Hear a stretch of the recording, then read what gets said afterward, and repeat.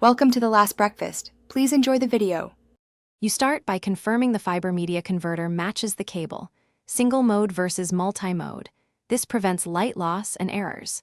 You then power the converter with the supplied adapter or a PoE injector that meets the model's specs. Do not improvise. Once powered, you physically connect the fiber transceiver module if needed and attach the patch cable to the optical port. Make sure to label ports and record expected link speeds. This saves time when you test links later. Next, you attach the copper Ethernet cable to the RJ45 port and decide whether to use auto-negotiation or set a fixed speed in duplex. Fixed settings avoid mismatches with older switches.